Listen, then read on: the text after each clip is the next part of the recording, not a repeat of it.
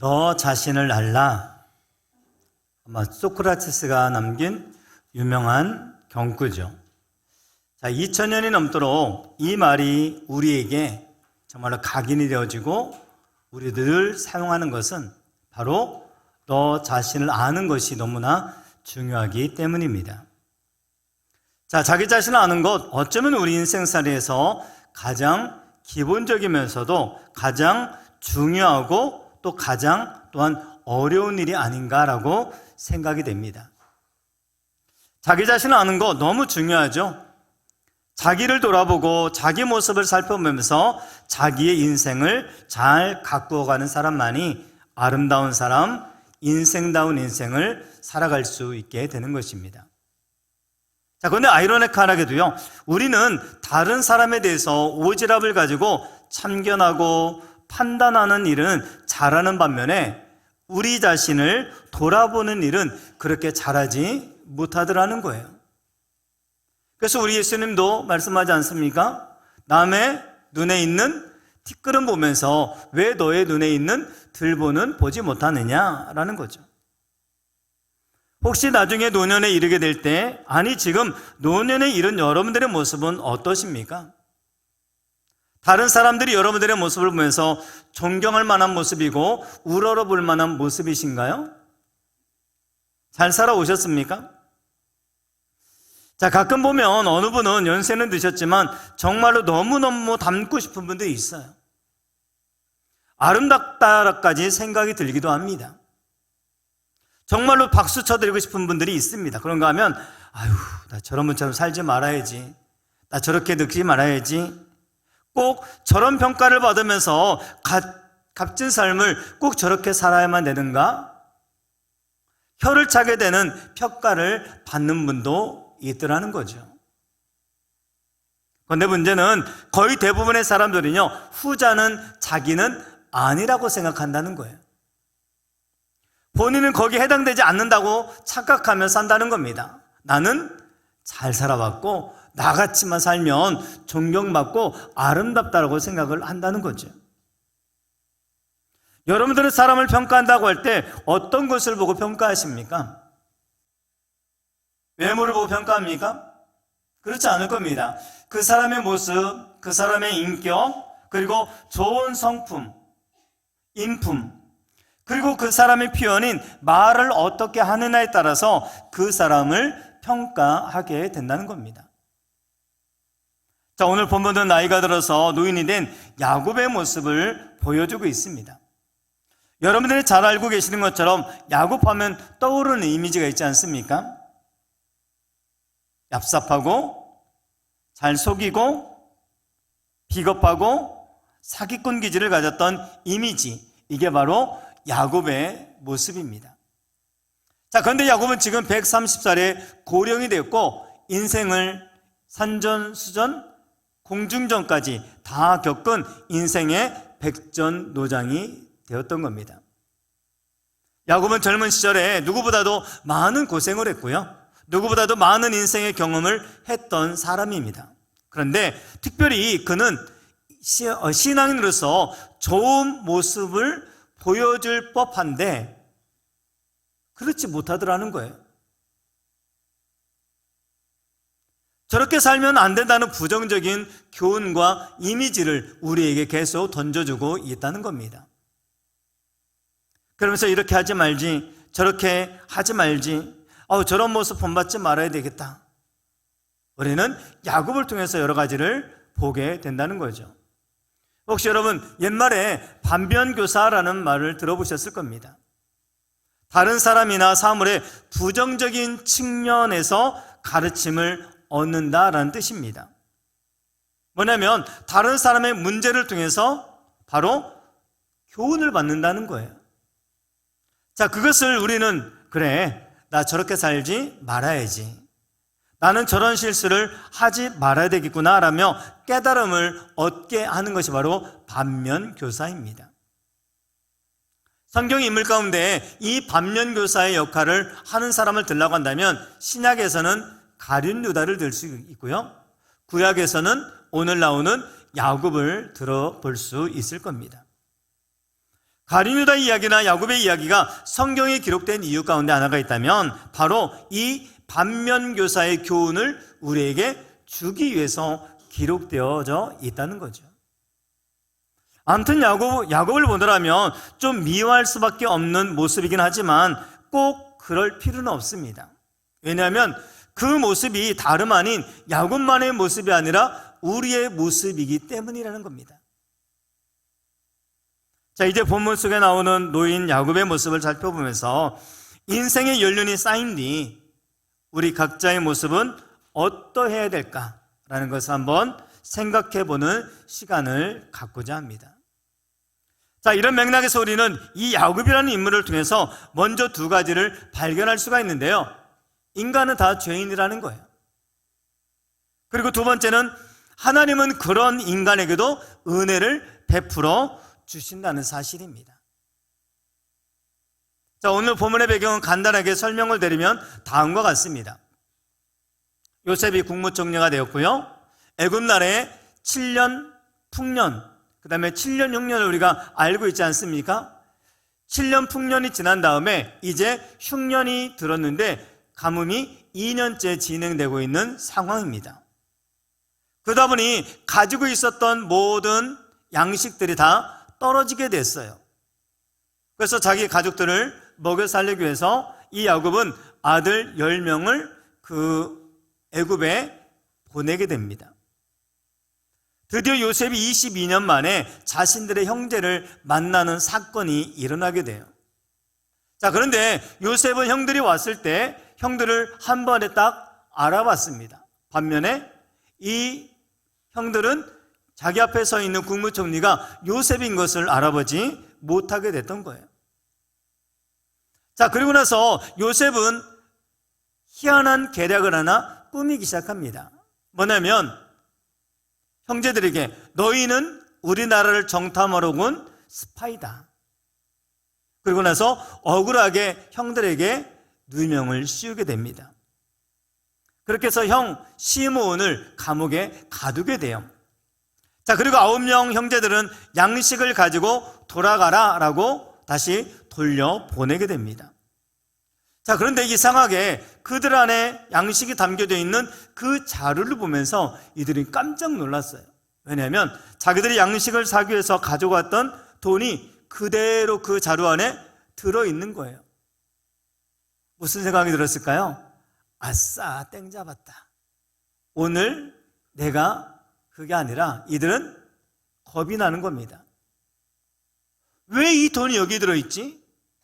왜냐하면 지금 애굽에서 쫓아와서 이 자루를 딱 검사하면은 도둑놈으로 몰려서 다 처형을 당할 수밖에 없는 상황이기 때문에 그렇습니다. 자, 오늘 본문을 보면 그런 이야기들을 듣자 야곱이 이제 나중에 돌아와가지고 반응을 하고 있어요.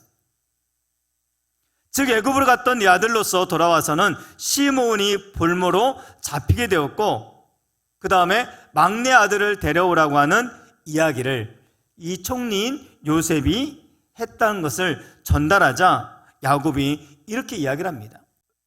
같이 읽어볼까요? 시작. 그들의 아버지 야곱이 그들에게 이르되 너희가 나에게 내 자식들을 잃게 하도다. 요셉도 없어졌고 시므온도 없어졌거늘 베냐민을 또 빼앗아 가고자 하니 이는 다 나를 해롭게 함이로다. 이 야곱의 반응을 통해서 우리에게 보여주는 어쩌면은 우리가 가지고 있는 그런 모습들을 우리가 발견할 수가 있더라는 거죠. 물론 야곱의 비통한 심정은 충분히 이해가 됩니다. 자신이 그토록 사랑했던 요셉이 짐승에게 잡혀 죽었다라고 그는 알고 있었지 않습니까? 22년 전에 그 아들을 잃었어요. 그런데 양식을 구하러 가라고 보냈더니 두 번째 아들 시므온이 어떻게 해요? 지금 볼모로 잡혀 있는 상황이에요. 자, 그리고 나서 자기가 가장 애지중지했던 막내 베냐민도 데려오라는 거예요. 정말 이런 상황이 되니까 탄식이 나올 법하지 않습니까? 자, 그러나 문제는요, 야곱은 늘 이런 식의 사고방식으로 살아왔다는 겁니다. 자, 그래서 우리가 발견할 수 있는 첫 번째 교훈이 있다면 바로 야곱은 하나님을 보지 못하고 상황만 보는 수평적인 시각, 즉 수평적인 사고만 가지고 있더라는 거죠. 즉 하나님을 바라보는 수직적인 사고가 아니라 문제만을 바라보는 수평적인 사고만을 가지고 야곱은 살아왔던 거예요. 자, 이것이 얼마나 황당한 일입니까? 요셉도 없어졌고 시몬도 없어졌다. 자, 그런데다가 사랑하는 베냐민을 또 빼앗아가고자 한다? 이 일이 왜 이렇게 꼬이냐는 겁니다. 정말 하는 일마다 이렇게 안 될 수 있느냐는 겁니다. 뒤로 자빠져도 코가 깨질 상황이지 않느냐라는 거죠. 자, 그런데 모두가 맞는 것 같지만 사실 이 말은 틀린 말입니다. 왜냐하면 그의 인생에서 하나님을 카운터하지 않고 하나님을 개입시키지 있지 않다는 거예요. 하나님을 보지 못하고 있다는 겁니다. 하나님에 대한 언급이 없다는 거예요. 문제가 있는데 그 문제와 하나님과 전혀 연결시키지도 않고 그곳에 하나님을 통해서 도움을 구하지도 않고, 왜 이것이 문제입니까? 야곱은 신앙인이었어요. 야곱은 믿음의 사람이었어요. 하나님을 안 믿는 사람 같으면 말할 것도 없지만 아브라함과 이삭, 할아버지와 아버지가 정말로 믿음의 사람으로 인정받는 그 가문에서 태어난 야곱이었던 겁니다. 자, 그리고 이 야곱은요, 수많은 신앙의 체험이 있는 사람입니다.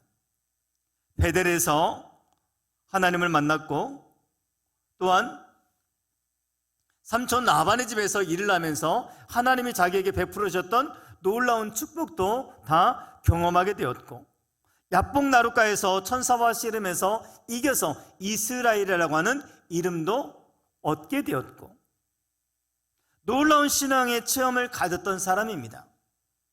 야곱은 믿음의 사람이었고 신앙의 체험도 있는 사람이었습니다.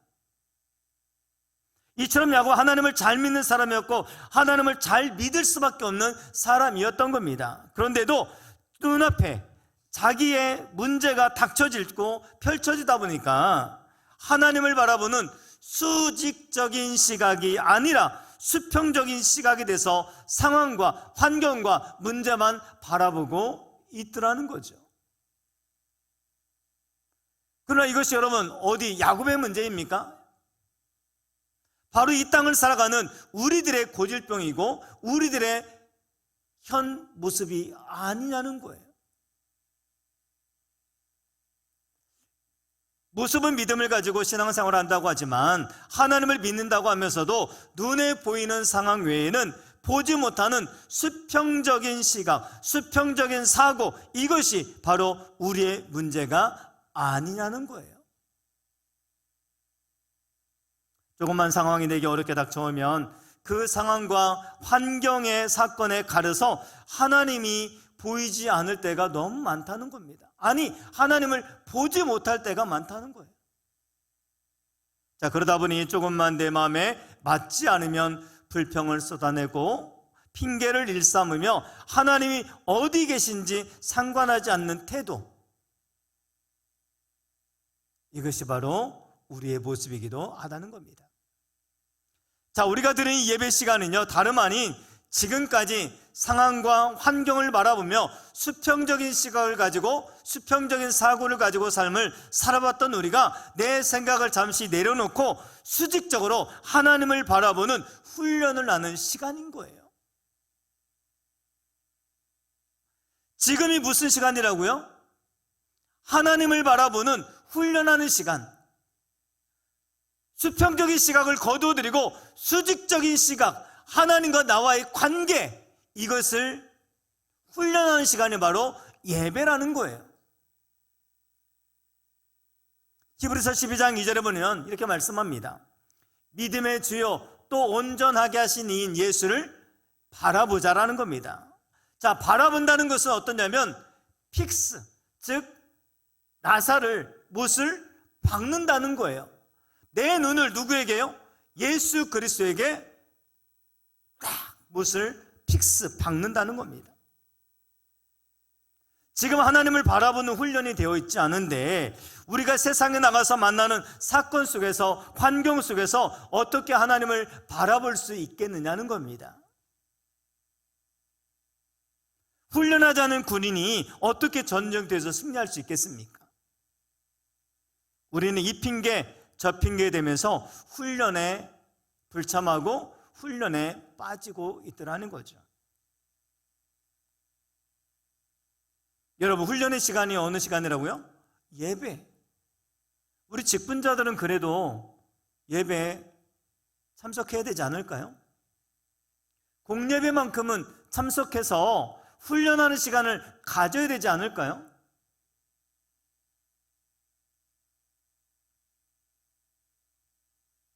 나름대로 다 이유가 있어요. 나름대로 다 핑계가 있어요. 그러면서 훈련 이래서 못 오고, 훈련 이래서 안 하고, 훈련 이러면 안 됩니다 라고 합니다. 물론 이해는 됩니다. 자, 그런데 여러분, 인간적인 이해를 얻는다고 해서 저절로 승리하는 인생을 사는 것은 아니라는 겁니다. 기억하십시오. 목회자의 인간적인 이해가 여러분들에게 승리를 가져다 주는 것은 아니라는 사실을 기억할 필요가 있는 거예요.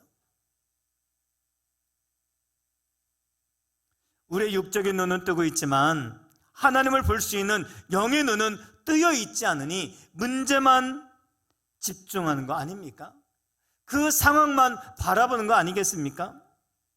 이 예배가 여러분들에게 개개인의 영의 눈을 뜨게 하는 시간인데 그렇게 훈련의 시간에 빠져서 되겠느냐는 겁니다. 오늘 목사님 왜 흥분하네? 흥분 안 하게 됐습니까? 영혼의 승패가 달려있는데, 인생의 승패가 달려있는데 목사가 지금 목소리 높인다고 여러분들이 눈이 레이저가 나올 상황은 아니잖아요. 충분히 저는 할 수 있다고 생각합니다. 여러분, 하나님을 찾으면 살고 하나님 찾지 못하면 죽는다는 이 사실인데 제가 흥분을 안 하게 되겠느냐는 겁니다. 여러분은 문제를 만날 때 가장 먼저 무엇을 생각하십니까? 상황 앞에서 무엇을 보십니까? 모든 인생 문제의 해결은 우리의 시각에 달려있는 겁니다. 좌우에 앞뒤에 벌어지는 상황만 살펴보는 수평적인 시각과 수평적인 사고를 가지고 바라보느냐, 아니면 믿음의 사람으로 신앙인으로서 위를 바라보는 수직적인 그러한 신앙을 가지고 주님을 바라보느냐라는 거죠. 여러분, 인생은요, 어떤 시각으로 사느냐가 자기 인생을 결정하는 겁니다. 수평적인 시각과 사고를 가지고 사는 사람들은 평범한 사람이에요. 누구나 다 그럴 수 있어요. 하지만 믿음의 사람은 지금 위를 바라볼 수 있어야 돼요. 믿음의 사람은 하나님을 바라볼 수 있어야 돼요. 우리의 관점과 우리의 시각은 하늘을 바라보는 수직적인 관점과 수직적인 시각이 열려야만 되는 겁니다. 그 말은 현실이나 상황을 무시해버리라는 말이 아닙니다. 다 그것을 참조하고 감안해야만 그 모든 일의 주인이 하나님이라는 사실, 이 사실을 머릿속에 깊이, 심령 속에 깊이 새기라는 말씀인 겁니다. 특별히 어려운 일이 있을 때마다 우리는 우리의 눈을 들어서 하나님을 볼 수 있어야 돼요. 그래야만 우리가 하나님의 도우심과 은혜를 덧입을 수 있게 되는 것입니다. 그래서 시편 기자는 이렇게 고백을 합니다. 같이 읽어볼까요? 시작. 내가 산을 향하여 눈을 들리라. 나의 도움이 어디서 올까? 나의 도움은 천지를 지으신 여호와에게서로다. 산을 향하여 왜 눈을 듭니까? 지는 낙엽을 보기 위해서? 아니면은 설산을 보기 위해서요? 아니잖아요. 그 산을 지으신 하나님, 그분을 보겠다는 겁니다. 내게 도움을 주시는 그 하나님을 바라보겠다는 것입니다. 여러분, 이것은 암송으로만 그쳐서는 안 되는 겁니다. 실제로 우리가 그렇게 살아야만 돼요. 눈앞에 캄캄한 상황이 벌어진다 하더라도 천지를 지으신 여호와 하나님께로부터 오는 도움의 손길을 볼 수 있는 수직적인 시각이 우리에게 필요하다는 것입니다. 우리는 가장 절망적인 상황일수록 우리는 위를 바라볼 수 있어야 돼요. 위를 바라보라니까 지금 좋으시는 분들이 계신데, 자, 이래가지고 하면 안 되고요. 믿음의 눈을 들어서 하늘을 바라보라는 거예요. 우리는 구렁텅이에 빠져도 위는 바라볼 수 있잖아요. 사방이 다 가로막혀도 위는 바라볼 수 있잖아요.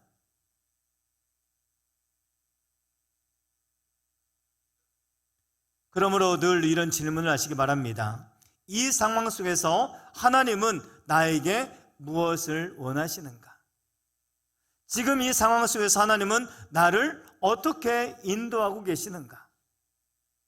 또 이 상황 속에서 하나님은 나를 어디로 인도해 가기를 원하시는가? 그러면 왜 야곱은 그토록 오래 하나님을 믿었으면서도 여전히 그런 모습이었을까요?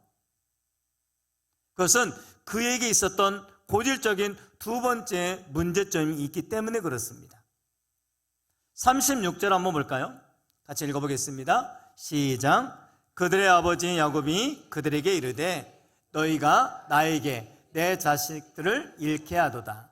요셉도 없어졌고 시몬도 없어졌거늘 베냐민을 또 빼앗아 가고자 하니 이는 다 나를 해롭게 함이로다. 자, 지금 이 말씀을 볼 때 야곱은 누구에게 초점이 맞춰져 있습니까? 누구예요? 누구를 강조하고 있다고요? 나라고 하는 존재, 자기의 모든 시선이 맞춰져 있는 자기 중심적인 사고를 가지고 있더라는 거죠. 이 자기 중심적인 사고는요, 남을 못 보고 자신만을 보는 것이 문제인 겁니다. 여러분, 지금 야곱의 말에 대해서 좀 시비를 한번 걸어볼까요? 물론 야곱은 괴로웠을 겁니다. 그러나 지금 이 상황에서 괴로운 사람이 지금 야곱 혼자뿐이겠습니까? 여러분, 집안에서 사람이 죽으면 아버지가 혼자서 대표로 슬픕니까? 형은 형대로 슬플 것이고, 누나는 누나대로 슬플 것이고, 동생은 동생대로, 아내는 아내대로 다 슬플 겁니다. 그런데 유독 자기 혼자만 괴로운 사람처럼 생각하고 있느냐는 거죠. 자기 혼자만 손해본 사람인 양 생각하느냐는 겁니다. 이유는 간단합니다. 바로 자기 중심적인 사고에 빠져 있기 때문에 그렇습니다. 자기 중심적인 인생은요, 영적으로 마치 자폐증 환자와 같아요. 자기 외에는 보이지 않는다는 거예요. 내 문제만 가장 크고 다른 사람의 문제는 보지 못한다는 거예요. 나만 힘들기 때문에 나를 좀 알아달라는 거예요. 다른 사람이 어떻든 간에 상관없어요. 내가 힘들고 내가 아프고 하니까 나 좀 알아봐 달라는 거예요. 자, 이런 사람을 아버지로 모시고 사는 자식들도 참 불행한 사람들입니다. 뭐라고 말하죠? 내 아들은 너희와 함께 내려가지 못한다. 자, 이것은 베냐민이 야곱의 아들이기도 하지만 다른 형제들의 또 다른 형제이기도 한 거예요. 아들들의 형제이기도 한 거예요. 그러니까 다른 형제들의 동생이라는 사실은 상관없고 그저 내 아들인 사실만 중요하다는 거예요. 자, 그 말을 들었을 때 다른 형제들의 마음은 어땠을까요? 이런 사고가 영향을 주는 대표적인 생활이 어디냐면 결혼 생활입니다. 자기 중심적인 사고를 가지고 살게 되면 아내는 죽도록 남편을 위해서 살아야만 되고 남편은 죽도록 아내의 행복만을 위해서 살아주는 사람이 되어야 됩니다. 그래서 결국은 그렇다 보면 이혼이라는 불행한 사건을 만나게 돼요. 자, 이혼하는 사람들의 공통점은 결국 자기를 위해서 이혼하는 겁니다. 내가 희생하겠다고 각오를 한다면, 하나님께서 저 배우자를 나에게 짝지어 주셨다고 믿는다고 한다면 적어도 신앙인의 가정에서는 이혼이 있을 수는 없는 거죠. 하나님 우리에게 신앙생활의 핵심을 이런 자기중심적인 사고에서 하나님 중심의 사람으로 바꾸라는 말씀으로 계속 우리에게 말씀하고 있다는 겁니다. 전 여러분의 시각이, 여러분의 믿음이 내 중심에서 하나님 중심으로 옮겨지는 은혜가 있게 되기 바랍니다. 자, 그래서 뭐라고 말씀합니까? 하나님을 사랑해라. 그리고 나서 이웃을 사랑해라.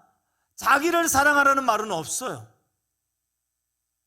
하나님 사랑, 이웃 사랑으로 나타내야 된다라고 성경은 이야기하고 있는 겁니다.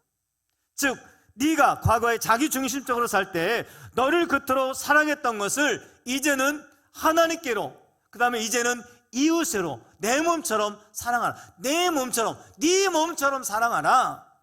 네가 너를 사랑했던 것처럼 이웃과 가정의 식구들을 사랑해라 라고 말씀하고 있는 겁니다.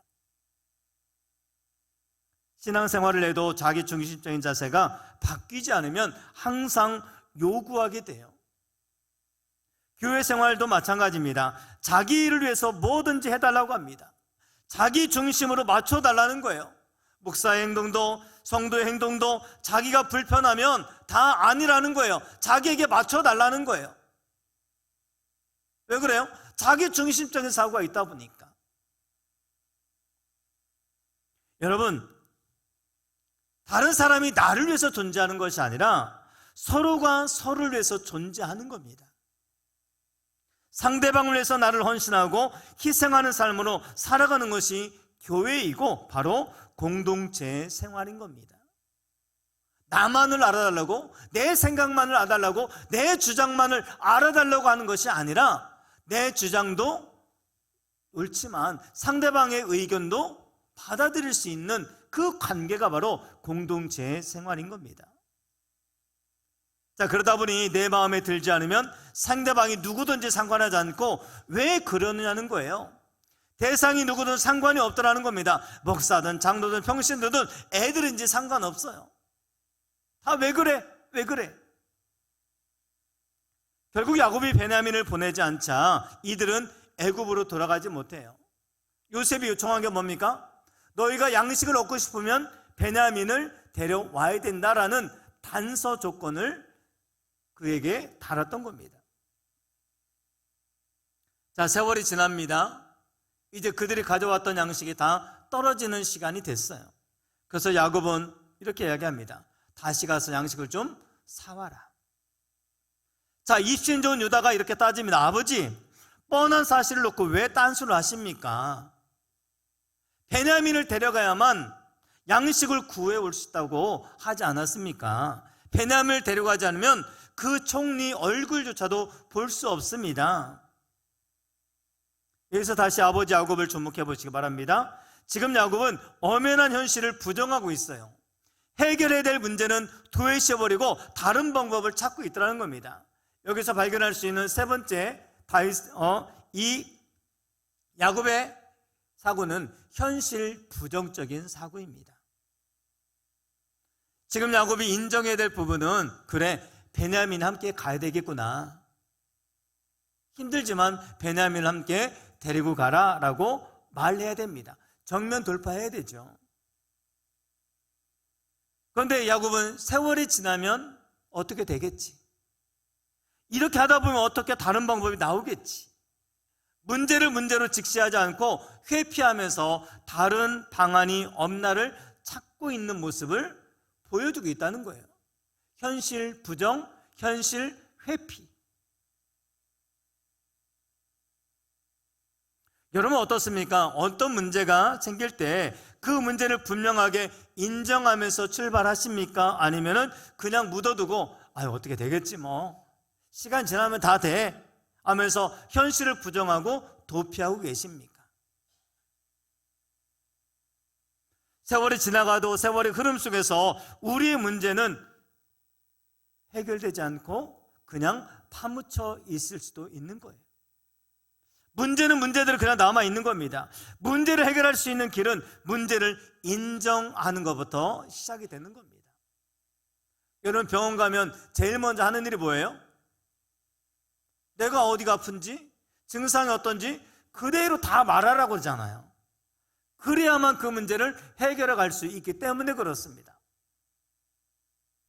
힘들다고? 세상 말로 쪽팔리다고 그 문제 얘기 안 해요? 속여서 얘기해요? 그런 문제를 해결할 수가 없는 거 아니겠습니까? 목회를 하다 보면 많은 문제들을 가지고 있음에도 불구하고 그 문제를 인정하지 않아서 오히려 문제가 더 확산되는 경우를 많이 봐왔습니다.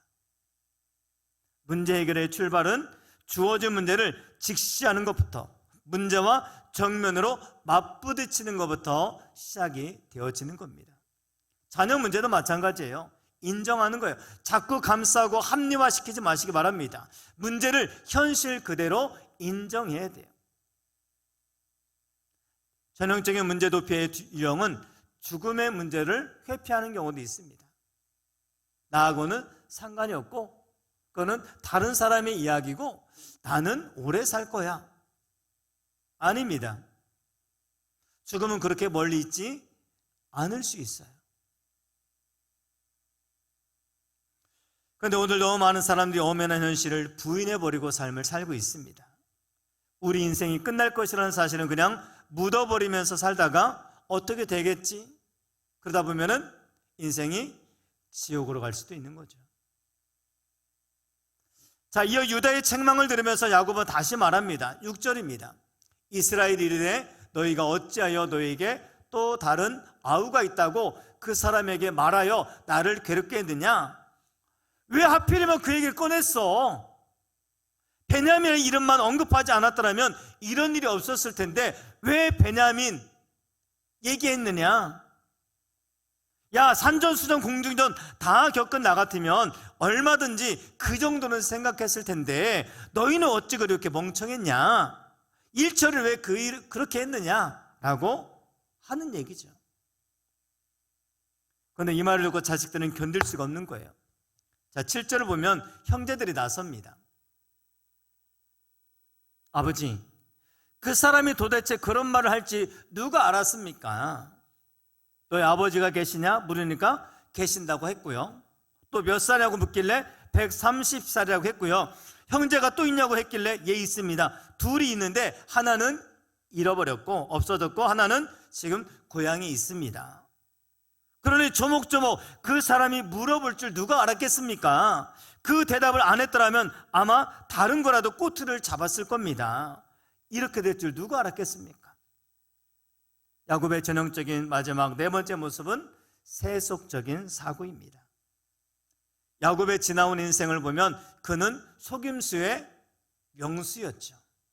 젊을 때 그가 대성한 이유 역시 혀를 잘 놀려서 속였기 때문에 그렇습니다. 장자권을 물려받을 때도 라반에게로 쫓겨가서 타향살이 22년을 끝내고 거부가 돼서 돌아온 것도 모두 다 속임수를 잘했기 때문에 그렇습니다. 그렇게 평생을 속임수로 살아왔던 야곱, 그의 문제는 하나님을 만나고 은혜를 받은 뒤에도 여전히 그의 모습은 변하고 있지 않다는 거예요.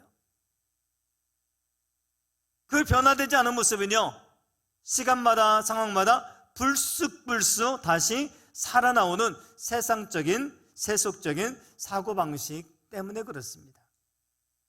왜 너희는 속임수를 못 썼느냐라고 하는 그 말, 여러분 생각해 보시기 바랍니다. 나는 예수 믿고도 여전히 변하지 않은 부분은 없는가?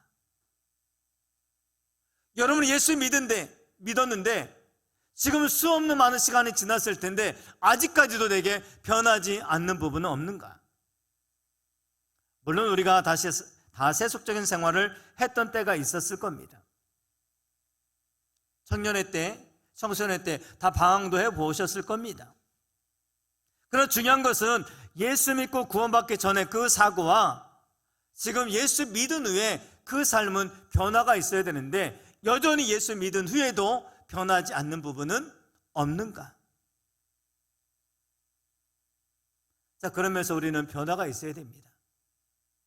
물론 우리 힘으로는 되지 않습니다. 그렇기 때문에 예배를 통해서 이기는 훈련하는 것을 배워야 되고요, 하나님 앞에서 정말로 끊임없이 씨름하며 기도하면서 내 마음을 다루어 주시도록 기도해야 되고요, 또 능력을 달라고 기도해야 되고요, 우리가 또 훈련을 해야 돼요.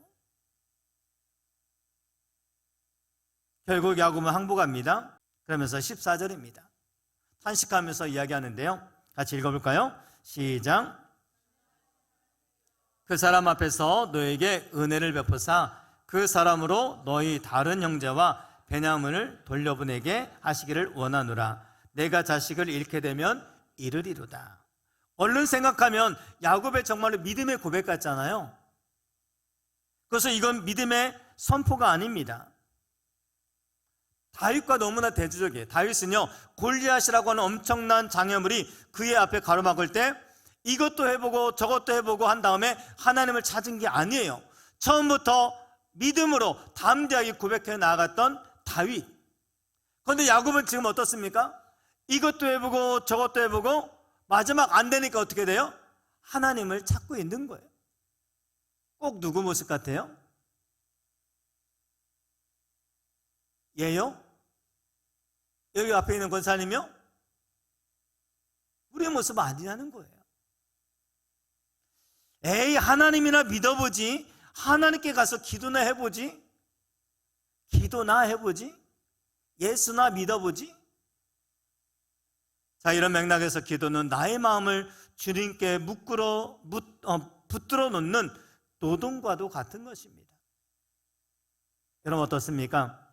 어떤 시험에 찾아올 때 우리를 향한 하나님의 깊은 섭리를 생각하면서 하나님, 이것을 향하신 하나님의 계획과 섭리가 무엇입니까? 하나님의 뜻은 무엇입니까? 제가 이 상황에서 어떻게 해야 됩니까? 라고 하나님의 뜻을 구하고 있느냐는 거죠. 성경은 야곱의 모습을 결코 칭찬하고 있지 않습니다. 오늘 성경에 비추어지는 이 한 노인을 보면서 우리의 삶의 모습은 이렇게 결론 맺어져야 할 것입니다. 지금 노년의 시간을 보내고 계신 분들, 앞으로 노년의 시간으로 접어들 분들, 마찬가지로 저를 비롯 우리 청년들도 다 노년의 시간은 반드시 찾아올 것입니다. 그렇게 우리는 모두 다 늙어갈 것입니다. 그렇다면 노년의 우리 모습이 어떤 모습일지 한번 생각해 본 적이 있으십니까? 지금 내 모습, 하나님의 말씀 속에 비춰진 나의 모습이 어떤 모습인지 그려볼 수 있으시겠습니까? 자, 우리는 잘 늙어야 됩니다. 젊은이들은 늙음을 준비하는 인생을 사셔야 될 겁니다. 50대라면 20대, 30대에 비해서 2배의 깊은 신앙의 인격과 성숙을 갖춰야 됩니다. 자, 60대가 되셨다면 3배 이상의 신앙의 인격을 갖춰야 됩니다. 7학년, 8학년은 20대보다 4배는 되어야 되는 인격이 필요한 것입니다. 자, 그런 맥락에서 우리는 모두가 잘 늙어야 됩니다. 그러기 위해서 때에 맞춰 배울 부분은 배우고, 성장할 부분은 성장하고, 변화될 부분은 변화가 있어야 되는 것입니다. 여러분들도 이 말씀에 비추어진 나의 모습을 발견하면서 우리 각자가 하나님이 원하시는 아름다운 모습, 정말로 성숙한 신앙, 깊은 인격이 이루어져서 나중에 자손들과 후배들이 우리를 바라볼 때, 다음 세대가 여러분을 바라볼 때 감탄할 만한, 아름답다고 인정할 만한 복되고 귀하고 아름다운 삶을 살아가기를 주님의 이름으로 축원을 드립니다. 자, 우리 한번 그 말씀을 기억하면서 이 찬양을 함께 드리기를 원합니다.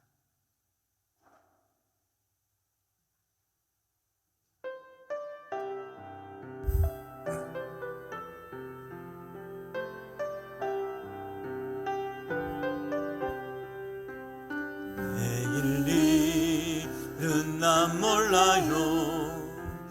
하루하루 살아요. 불행이나 여행함도 내 뜻대로